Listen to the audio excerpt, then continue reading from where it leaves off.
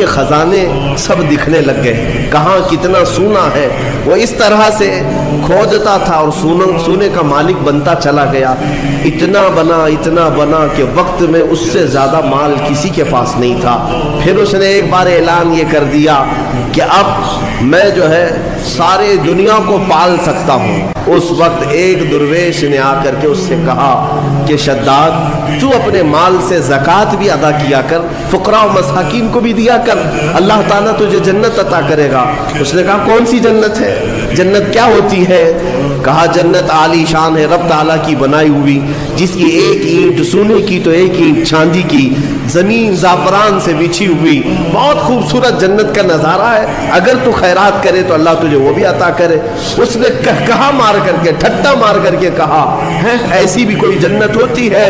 اس سے بہتر جنت تو میں دنیا میں بنا دوں گا، تم اس جنت کی لالچ مجھے دے رہے ہو؟ اتنا مال تو میرے پاس ہے کہ میں خود بنا لوں جنت۔ اور اس نے آرڈر دیا اور عدن ایک علاقہ ہے وہاں پر جنت بنانے کا حکم دیا۔ موسم ڈھونڈا گیا، ٹھنڈا موسم ہو، باغیچے لگائے گئے، دریا اس کے اندر نہریں بہائی گئیں، اور پھر سونے اور چاندی کی اینٹوں سے محلات تعمیر کیے گئے۔ برسوں لگ گئے اس جنت کو بنانے کے لیے۔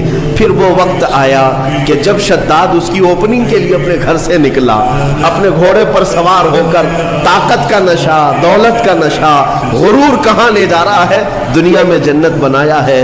گھوڑے پر بیٹھ کر کے جب اپنی بنائی ہوئی ہاتھوں کی جنت کو افتتاح کے لیے پہنچا، دروازے پر پہنچا نہیں تھا کہ گھوڑا ٹھوکر کھا کر گرا، اور شداد نیچے جیسے ہی گرا چوٹ لگی اور وہیں اس کا دم نکل گیا، نہ اپنی جنت میں قدم رکھ سکا۔ اسی کو ارم کہا جاتا ہے۔ ارم جو ہے